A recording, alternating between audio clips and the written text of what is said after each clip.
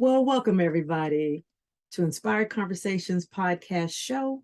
I am your host, Kim Evans. I'm the owner of Two Gorgeous Integrated Health and Wellness. I'm also a business and holistic wellness coach. And welcome to KME Coaching. You guys, I have a very wonderful guest this evening, and actually we're doing a part two. And today we have back on the show Mr. Lawrence D. Adams. Lawrence, welcome back. Thank you for having me back. Pleasure to be here and to share what we want to share today. Thank you for having me back. Yeah, it's going to be good because we kind of like just added some energy in the earth realm and the airwaves from podcast, the first one. And I asked Mr. Lawrence, I said, Lawrence, we got to come back. We got a lot of rave reviews from the first one. We just had to continue the conversation. But before we get into that, you all know, podcast listeners and viewers, how I do it. Mr. Adams, I always love to strike up some energy. Can we strike up some holy energy in the podcast show? All right, you guys, y'all know how I do it. I just wanted to say a brief prayer. I want to just invite the Holy One in. God, we just want to just first of all give you honor for being omnipotent and just being amazing. Take full reign of this podcast show. And Lord, we just want your voice to be heard through our voices, your words. And the people who are listening to this podcast, as far as the East, as far as the West, as far as the North, as far as the South, and all the continents, be inspired, illuminated, transformed. And maybe they take one gem and they can apply strategy to their lives to make themselves and their lives better. God, continue to bless this voice, Mr. Lawrence. May his mission be powerful throughout the earth realm that you created him to be. And God, please continue to bless my voice, because without me, without you, Lord, without you, I am nothing. Thank you. Mr. Lawrence, we're going to get into this. Yes, all right, like they say, straight no chaser, right? We're gonna get into this. We're gonna get all the way real quick. Let me just start with a little bit about your background for people who did not have an opportunity to catch episode 46. Is that okay? Sounds good. All right, we're gonna get right into it. Okay, I am excited here. And let me just get in my notes here. All right. Mr. Lawrence is an author, a podcaster, motivational speaker, music composer. Lawrence currently hosts a weekly podcast show, The Thinking Class. You all need to go to his YouTube channel.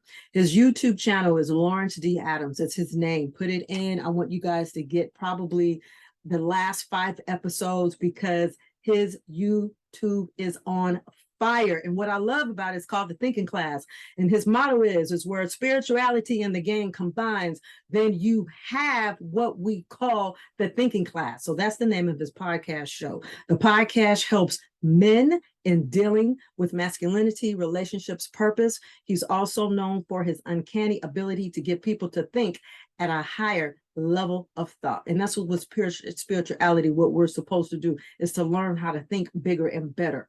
Right? He is the author of several books and audio books, The Secret Invisible Crown. You all can buy that book. It's in my actually, it's listed in my Amazon store. And I'm going to put the link again. So afterwards, you guys could go and purchase his book. He has 2 loving sons, one currently in the military, and the other second son is at a Ivy League college. Lawrence, take it away for us. Take it away. Take it away. Man, what a pleasure. Wow. When I listen to that, I'm like, who is that guy? Man, that's amazing. It is amazing. And, I'm like, wow. But thank you for inviting me on for this second installment of this great conversation that we had before.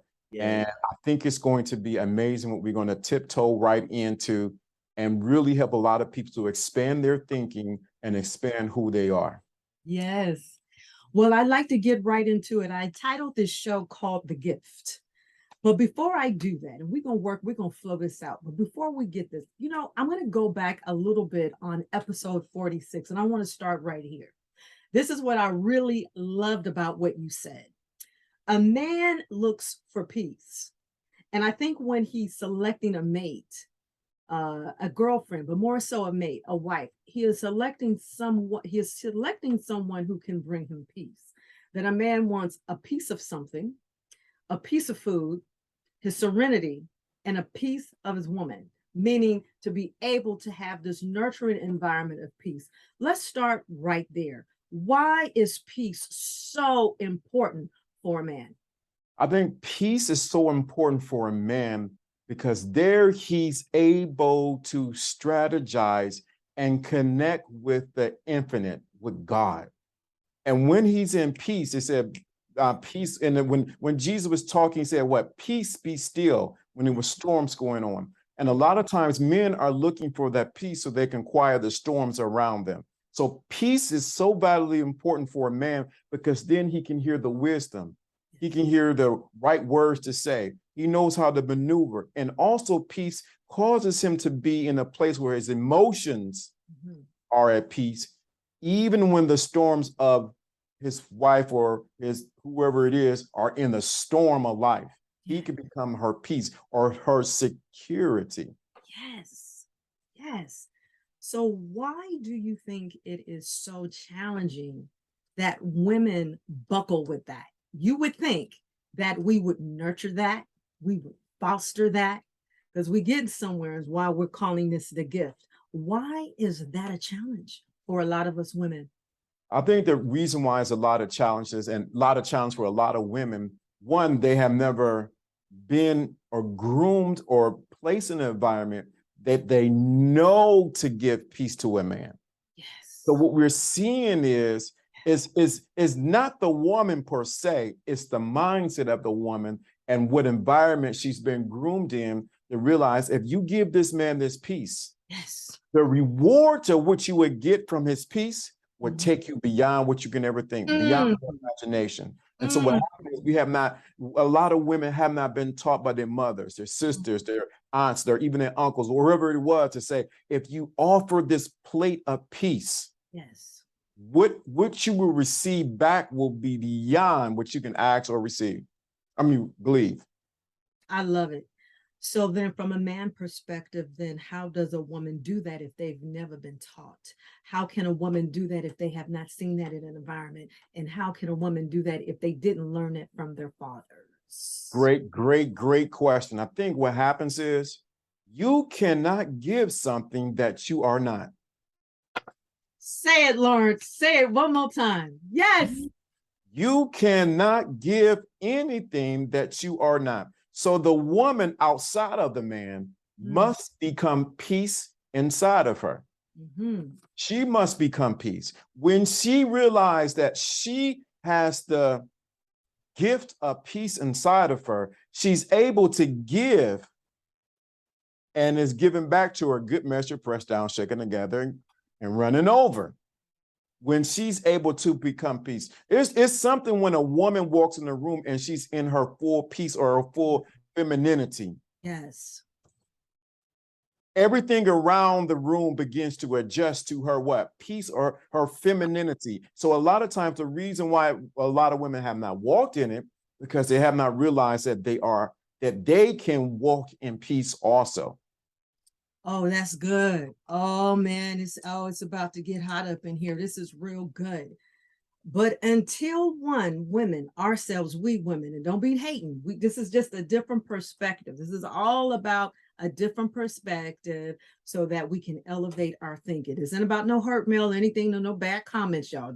It's just about let's look at a different perspective. It's very interesting, and I'm glad that you said about that. The femininity. We're going to talk a little bit more about that, but more so importantly, but if you're not peaceful, internal, emotionally, or mentally within yourself, then how can you bring that? And I say that to say traumas, abandonments, all these undealt with issues that had not to do with the man, that continues not to bring your own internal peace, then how can you expect as a woman to be peaceful if you haven't dealt with your own internal issues? Yeah. Yes, that's it right there. So it's to me, I think it's a little bit challenging because I think that's the gap where men can't really help us in that area. That's the kind of area that we have to seek help, internal guidance for our own selves. And that becomes the battleground, and that becomes the conflict. Yep. So my next question I'd like to ask you, we're going to get back on this piece, but when you think of the gift, who's the gift, Lawrence? Is it the woman? Is it the man in a relationship? Who is the gift? This is the great debate of all debates.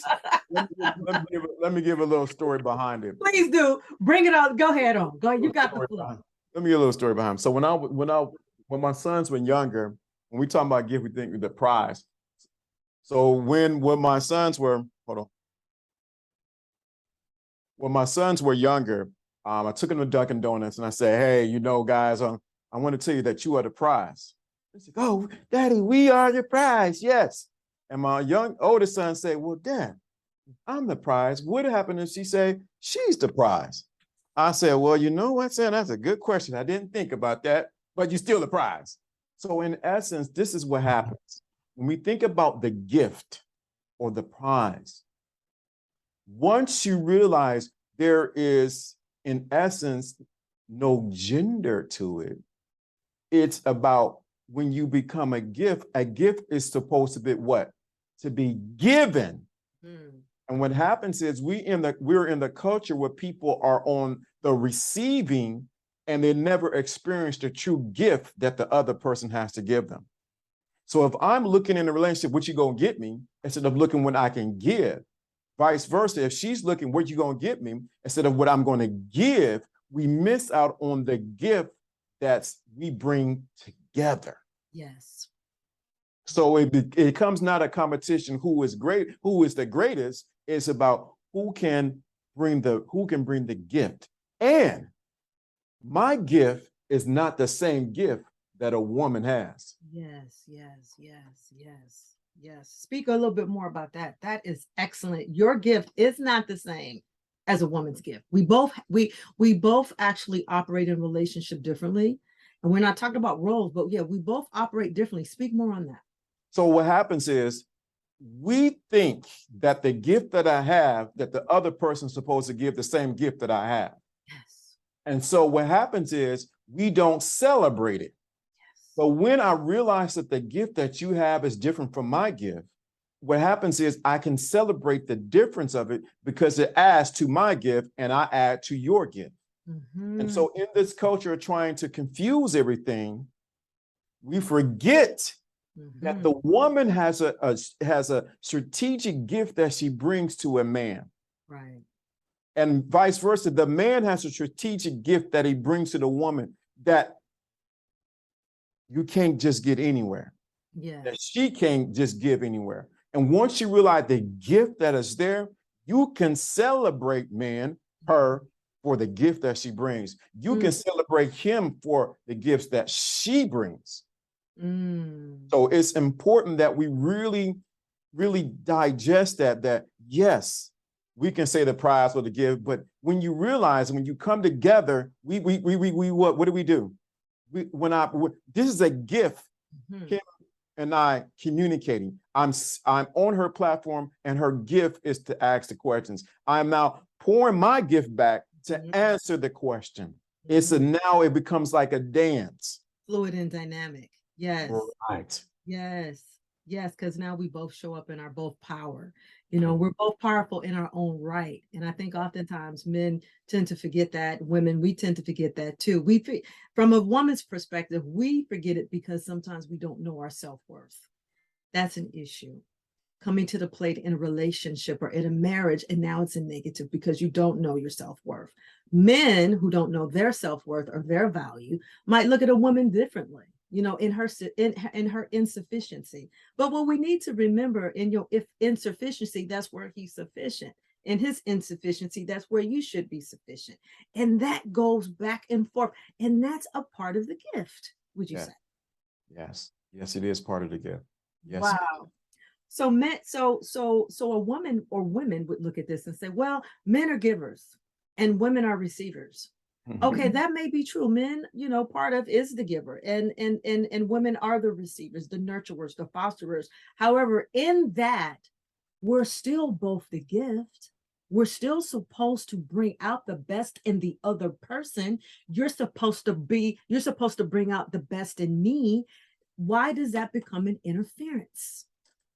It becomes an interference because of selfishness and entitlement. Mm. You think that Mm. you Mm. say you Mm. think that you're entitled to this gift. Mm. No, my sister. No, Mm. my brother. Mm. You're not entitled to this just because you are who you are. And we have Ooh. a lot of that that's going on in the Ooh. streets, that people think they're entitled to something that they have not put on the boots, they have not laced up, and they have not put the work to be and to even come close to the gift. That's Okay. when you add value to it. I love that. I love that. Now, we're going to just park that just for a moment right there. You're expecting all these goods and grains, and you haven't even put nothing into receiving. And just by fault of you being a female, you think you're entitled to it. Oh, let's talk about how do we plant the seed to the soil. Oh, my God. Oh, Lawrence, this good. Oh, it's got to speak a little speaking points on that one. That's So, good. so we have a culture. And like I said, this is no indictment against women, but we have a culture where a lot of women have a mindset that by virtue of them being a woman, that they're entitled to the protection, the provision, the profit, the teacher of the man without doing anything, by bringing just the bare minimum because virtue they're a woman. And what happens is men are waking up. They're saying, you no, no, no, no, no, no, no, no, no. That sounds good. That sounds dandy. But I will, you will be recreational, but you will never get my name. We got to repeat that. I'm not going to go there with that. You could repeat it. I heard it. You will be recreational, but you will never, Mm, ever get mm, my name. wow. And that's where the gift is in Mm, my name. mm. So what happens is a lot of women say, oh yeah, I'm all of this, I'm this and that. But at the end of the day, are you a recreational or do you have his name? Mm-hmm. What's the difference? The difference is one is long-term and the other one is short. AKA permanent. Yeah, permanent. Because you got the name. I love It's power. When you think about it, what is power in the name. Now, there's I, text to the name. now I know everybody's probably in game, not bit marriage. And I know a lot of women might get mad at me with this one, but when you dating for 50, 60, 70 years and you haven't got the man's name, there's an issue there. The game plan should be when you enter into dating and courting should be to get to the end result. The end game should be the name. If not, you're wasting your time. Why are you there? Are you there to play trumpets? Why are you there? Are you a space saver? Why are you there? When you just said it, it's going to be recreational. It's not going to be permanent. So if your end game is not a permanent game, then why are you there?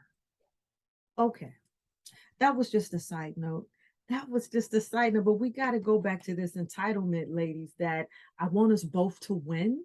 So then, Lawrence, from a male perspective, what is a man looking for in a woman so he can determine that she's not recreational, that this could be a possibility of a long-term game so that you can give her your name?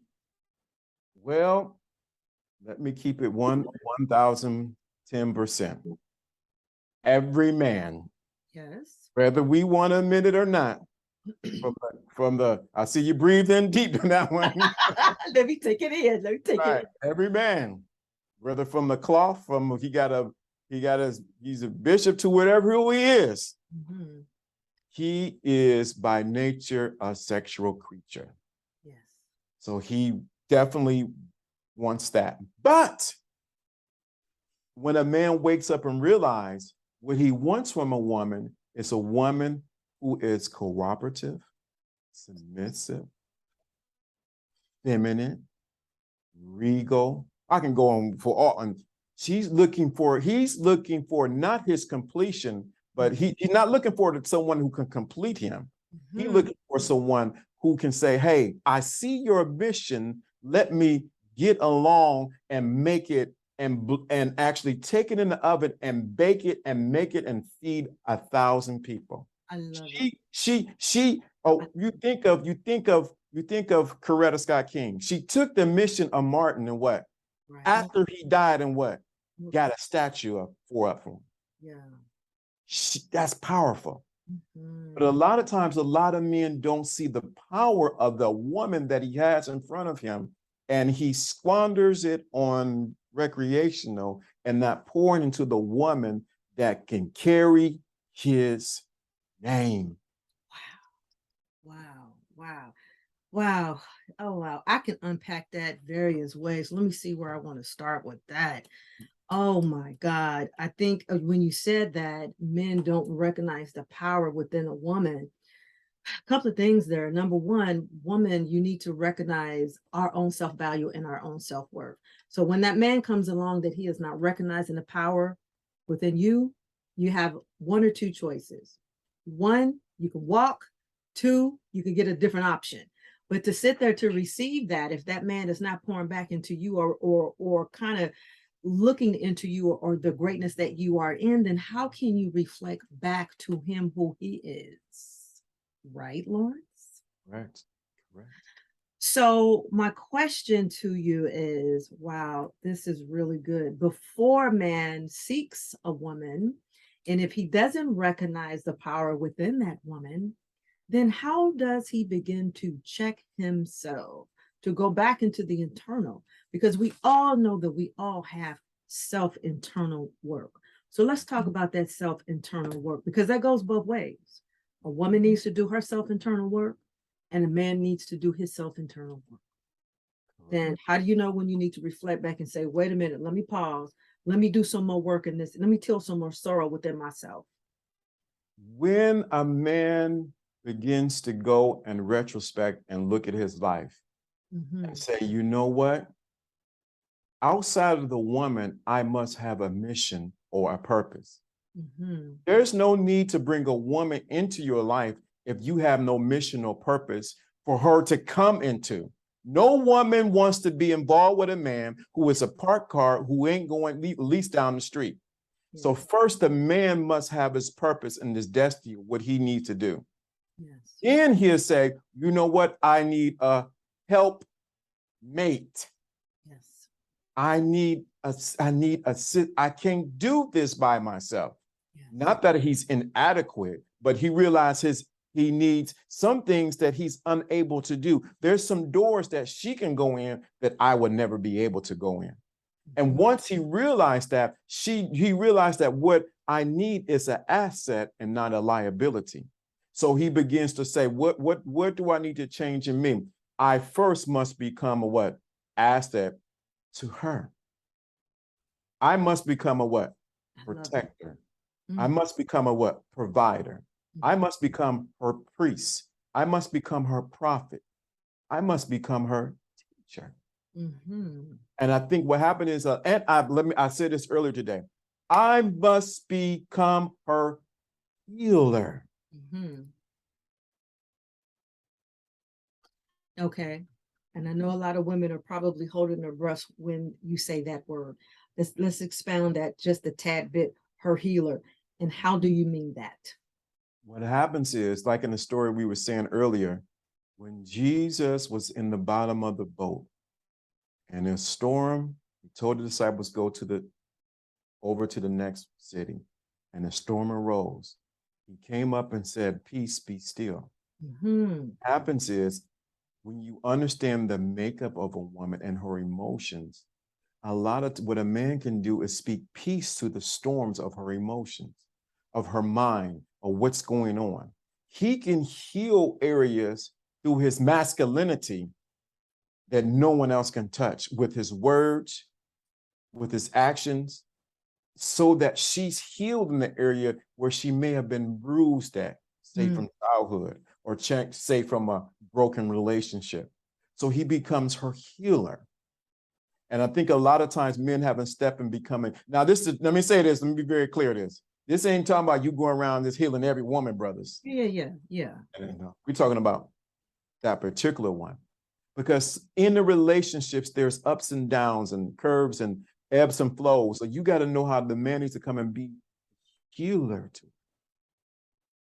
You cannot Men don't know the power of healing the soul and the emotion of a woman, what it would do for her, how she will blossom into this beautiful flower that you can smell and take in every day. I love that, Lawrence, that you mentioned that. It's very interesting because you've been married before, I've been married before, and we bring really good experience, life learned lessons. And when you're talking about being the healer, that's because you've done the work. That's because you see yourself, right? You've experienced some things, right? Very spirit led. But then there are men out there that are not. This is interesting because you have a lot of men on the flip side that's looking for the woman to do that, to actually have this garden of peace so that they can go to when they're in a storm, so the woman can calm them down. See, because in the truth of that matter, when there is a truthfulness or there's more of a peace on that side, then the man can be what? Transparent. They can be open. The heart can be led. And then that's when you truly know the heart of your man, when he can be vulnerable. But he can only be vulnerable when that woman has dealt with her issues and she comes from a strong place. So now she's nurturing back to him emotionally and mentally, because that's that thing we talk about, peace. So I just say there's the other side of that as well when it comes to the woman. So speak to that piece. Yeah, I think a lot of women don't realize that she is also a healer. Thank you. I think a lot of women don't realize that how much they are. I remember a story I heard years ago. There was this young lady who worked with guys that were recovering from drugs. And they had men counselors that would work with the guys, but somehow the guys would relapse or go back homeless, whatever the case may be. So they brought this young lady in, and she knew how to speak to the men in such a way where they got their stuff together, they came off of drugs, they got their housing, they began to walk upright because she became a healer for the men that were in a place of transition. So women, I want you to really get this. You have also a responsibility to make sure you become a healing balm for the men, for that man. Because a lot of times you don't see the knives, the bruises, the things that happen at work or what happened with the car, with the kids, and you don't see, but sometimes the man needs to experience, he needs to realize, I need your healing too. There's something when a woman says, you know what, I'm looking nice. It calls a man to perk up, calls him to act right. When a woman can speak healing into the soul of a man. Yes, I love that. And we're going to park that for a minute right there, because that's part of the gift, ladies and gentlemen, kings and queens. We're talking about the gift. We both have gifts. We are both the gift. One is not better than the other. We both are the gift as we're talking as it relates to healing.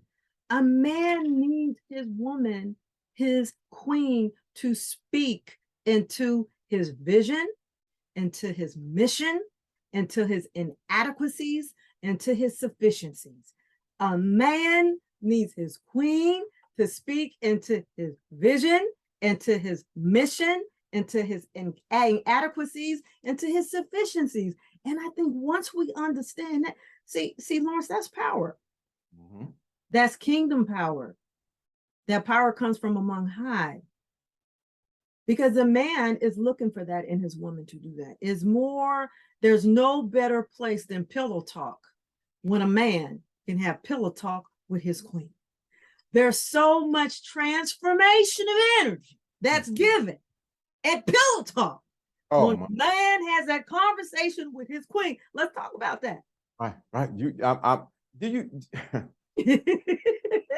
Because it's the pillow talk, it's in the bedroom, it's a place of intimacy. Okay. You think of intimacy on the physical level, but it's a place of intimacy where now the two hearts can beat as one. It's a place of intimacy. Now I can be transparent and be naked at what? not ashamed. It's a place where I pour into you and you pour into me. We wake up, we go into our deep sleep and wake up refreshed in this place of intimacy. When we realize on the pillow talk, there's so much left on the pillow talk that people neglect. They're fussing, fighting. I ain't gonna talk to you. They turn the other way, and they realize that they're carrying that in their spirit before they go to sleep. I don't want to go that far, but it's So you know what? It's so interesting, Lord. This is so good. This is why I always like to start the show and just charge the energy with his might and his spirit, because we never know how things are going to land. This is interesting. I'm gonna bring up a quick story. I never forgot as a little girl, one of my aunts. I have beautiful, beautiful queen aunts, but this one aunt in particular, I never forget. And I heard she used to always be dropping gems, and she's still married today. And she said, you know what? Never let the sun go down on their wrath in marriage, number one. Number two, always continue to make a meal for your man. And I don't give a hoot what y'all women out here saying that y'all don't cook. Okay, good. I'm not talking about you. I'm talking about the women who still can put two and two together, some flour and some salt, could go in there and cook for her man, whether or not you use DoorDash and you bring it in and you take the covers off and he don't know you cooked it. It don't matter. It's just that you are providing a meal for your man because he's hungry. The third thing she said, you never allow fights or anything to prevent you from having sex with your man. Now let's flip that. And now my uncle used to say, I still love your aunt and I can still make love to her with the lights on. And they're still married today. I never forgot those gems. And those were gems where she was telling me about this pillow talk. When we talk about pillow talk, we're not talking about PG&E Bill did, what Sally did, what John did. We're not talking about that. We're talking about at that moment, after this beautiful exchange has happened between a man and a woman, a king and a queen. We're talking about, now can I hear your heartbeat? What is on your mind? Now, when you can see the intricacies of the chords on how this man thinks, I want to know how you think. When you know how a man thinks, oh man, women, that is so priceless. Men, when you know how a woman feels and her emotions and what drives her, that is so powerful. Come on, Lawrence, add to that. Come on, that's powerful. We have not talked about. I don't know how we landed here, but I guess we're right here. We here. But this right here is what people need to hear. Yes. Pillow talk or pillow talk. The conversations between a man and a woman. They're a place of what you think about the bedroom can represent the heart or the deep part of a person. So even there, it's so important that that conversation takes place. That exchange takes place. If you realize what happens, I actually think so many plans and so many things happen in that pillow talk that people have no clue about. Decisions are made. Businesses are started. Thank you. Things are done. Why? In the place of the pillow talk or the place of intimacy, because your guards are let down. You can share your dreams without fear of somebody saying, oh, you shouldn't be doing that. We don't got the money. You know, it ain't the time to do it. You know, the kid. No, it's that place where you can hear them and your heartbeat begins to beat as one.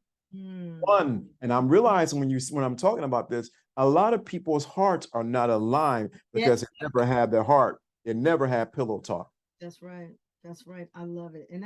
And you're missing the true essence of the gift between the two when you don't have that.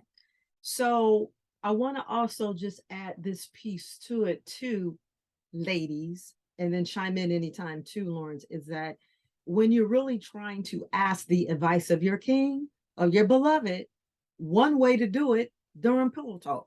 And so there's a way of positioning to ask, because the reason why I say then and not when he comes to the door at 5 o'clock and you spruiting all this energy and all these things, what if Johnny has done or what's going on in life or who did what to you. But I'm saying in the instant of this of intimacy right here, then that way you get his true opinion. Dear, I'd like to start this, or this is what I would like. And I really want to know your opinion on this, or I was thinking about doing this. I'm not saying, ladies, now, okay, let me give a disclosure because then I'm going to have some bike riders here. I'm not saying to ask his permission. I'm not saying that. I'm saying that you are actually getting his opinion on something. And then you go from there. Because a man wants what? Respect and love and honor. So you go to him, not saying I didn't bought the car, I didn't bought the house, or I did this. Babe, what do you think? I just want to know what your feelings are about that. What do you feel about that, Lawrence? Pillow talk, right there. I just want your opinion. What you think? You will get his more clear, authentic honesty when you ask in that vein. I believe. What's your take on it? You know what? When you said that, when a man's coming through the door and he's coming from work and Johnny's doing this and this, you do not have the man's full attention. He can't give it to you. So why you're it's like he's already juggling coming in from work, what he got to do, the bills, this and that. I'm hungry, I don't know what to do. I need to sit down, I need to relax. So his attention is not there. But if you get the man in the place of when his attention is focused, guess what happens?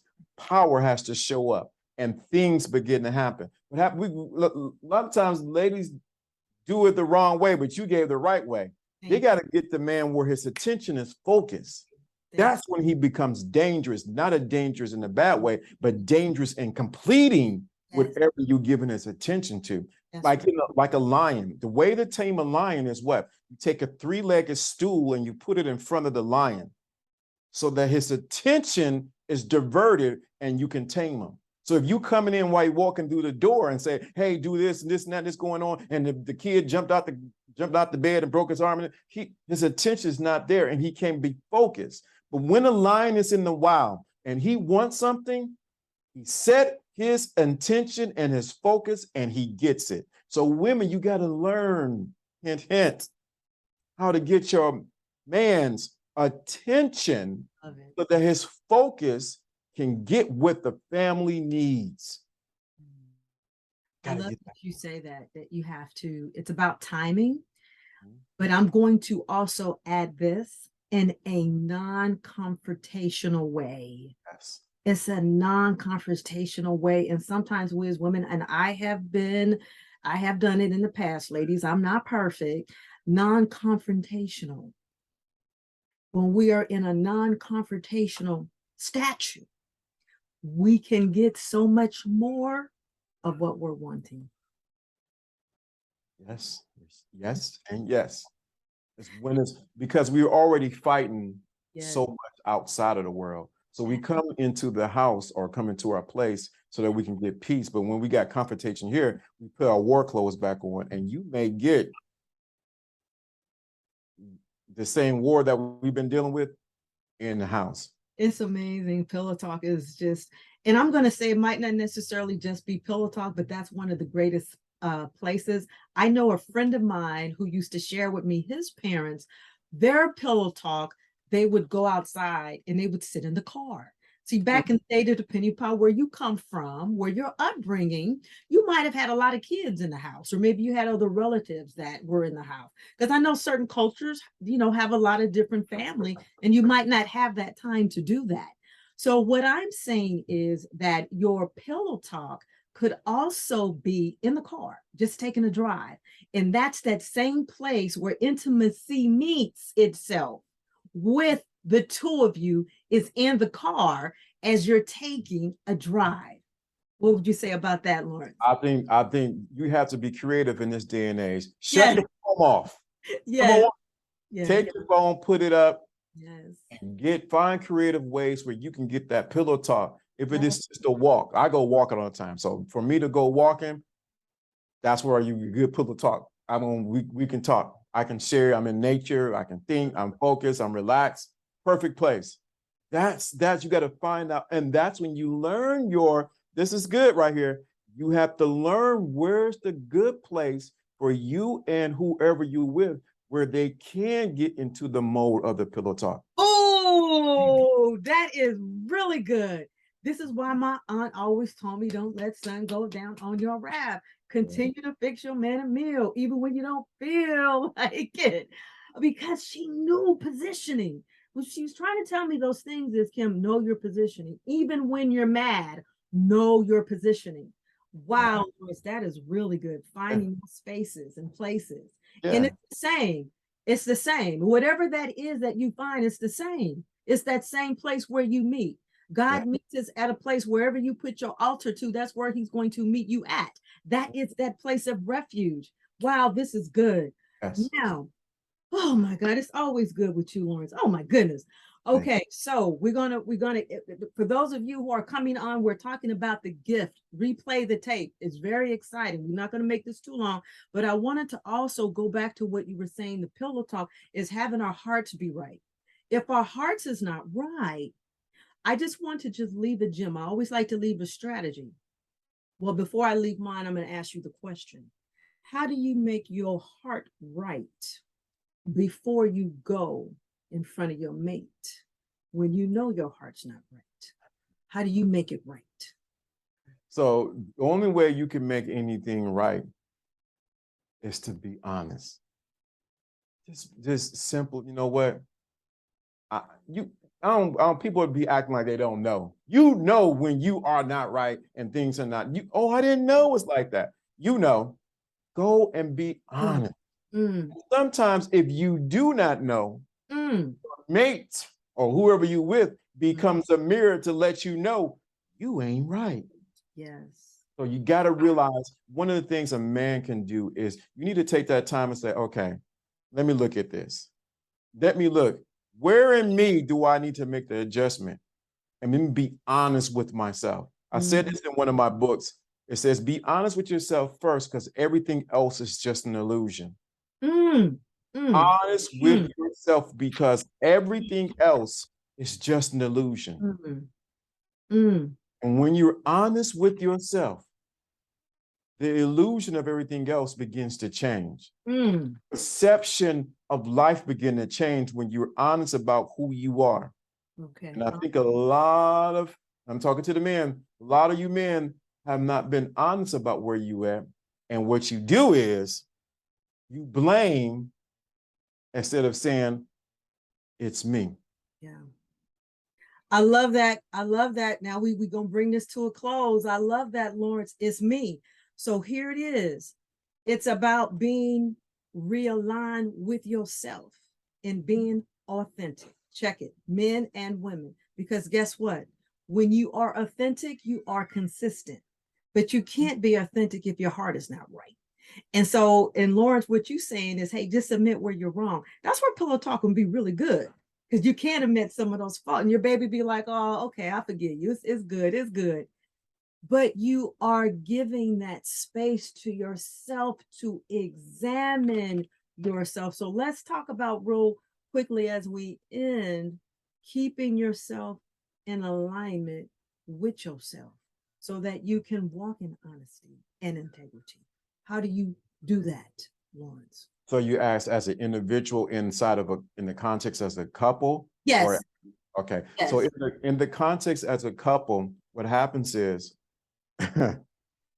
your mate always becomes a mirror to tell you, to share with you where you need to make the adjustments. I love it. It's amazing. As much as men and women don't want it, your mate will always become a mirror and be like, you know, you got something in your eye. You might want to tilt your hat to the side. You know, you might want to adjust your coat. You know, your puff ain't right over here. And it's not to put you down, but it's so that you look good because you represent them. Oh, man. Your mate always becomes a mirror. That's juicy. I'm going to add to that is how you keep yourself in alignment in your heart pure. Of course, it's prayer and God. Yes. But I'm going to say is ask yourself every day, how are you thinking? Ask yourself, who are you? And ask yourself, how are you doing? So if you begin to have these internal conversations with yourself, for yourself, to better yourself, then that'll help you to be more honest with your heart and operating within this relationship with your mate. Before I'm going to speak to the women, I think Lawrence can speak to the men. So as women, queens, before you go to your husband and you charging him at something or you're asking him, and I can speak this because I've been divorced And I've learned, I'm going to ask myself first, wait a minute, before I say this dumb thought, I'm not talking about me. Before I say this dumb thought, am I thinking correctly before I go to him and say this? Who am I in this moment in my emotion, or am I being emotional before I go to him and present this? And what am I doing? And what is the result of the action that I'm looking for? And I think, you guys, we could probably cut out a little bit of therapy if we just ask ourselves these questions, Lawrence, before we engage in conversation with our mates. Because then guess what? It won't be so conflictual. Right. Yes. Your take on that? You right. You get the right answers when you ask the right questions. Yes. And I think what happens is we have not been given the tools to ask the right questions to get the right answers. Yeah. So to get the right answers of where you are, what you want, what are you doing, what's going on, you have to self-examine. And like you said, I'm repeating what you said, but a lot of men self-examine. Where are you really at this? What are you afraid to tell your truth about this because you're afraid of what she's going to say or think? Oh my That's God. for somebody right there. Oh man. Oh, repeat that again. We're gonna end the plane with that. That's some good right there. The truth. You being the truth. Say it, Lawrence. I love it. Are you afraid to speak your truth because you're afraid of what she may think or what she do? If you say exactly what you want, you have to speak your truth. But how you speak your truth, that's important. And a lot of men, let me stop right there. No, don't stop. Don't stop. Don't A stop. lot of men have been afraid to speak their truth because they have been muted so long that they don't have a voice. And while the woman is what? Looking to hear instructions from you, but you are like a mute. You have to speak your truth. And that happens where? Pillow talk. I hope y'all got that. I love that, Lawrence. I love what you said about speaking your truth. It's funny because I was just having a conversation a week ago with a friend of mine, and it's so lovely. And they were just saying, they don't speak up a lot, things that their wife is doing or say. And let me just say this, gentlemen, it's always good to have your sister friends that are women of God. We need each other because we're the gift. We're both the gift. And I love it when you have male friends, female friends, and you can call upon wisdom or spiritual coaches and to ask to say, hey, what do you think about this? And my whole thing is, and when I was sharing with my friend, I asked him, have you spoken your truth? You need to position yourself and to go back to your wife and speak your truth before you make a move. Because see, this is what happened, gentlemen and kings and queens. Then you get upset and then you start talking, and it's like, you have these stories that you've made up in your mind about you think this person is or their behavior. And it's not even so, because you haven't even allowed them a case to speak up. But it's because you haven't spoken up. So men, speak your truth, and women, speak your truth. It's the same thing. Don't hide. I had a friend of mine that, years ago was in a relationship. All of a sudden, his wife started speaking up, and then things started happening. And it's like, it can go both ways. We both need to speak our truth. And I think that you can be so well respected when you do that. What do you say about that, Lauren? Let me get to these brothers together right quick. When you speak your truth, and you are not afraid and not ashamed, and you're not trying to hurt her, she will respect you. And baby, and I mean baby, she will love you on another level. And I'm gonna leave it right there. You're absolutely right. You are absolutely right. Because we are looking for that. We're looking for that guidance. We really are, gentlemen. We really are. Lawrence, it is always a pleasure. And we did this exactly again under 1 hour. We can go on and on and on. Are there any last words you would like to leave with the audience? Any last 3 gems that you have learned that can help women, men in pillow talk, or that you would like to share before we end the show?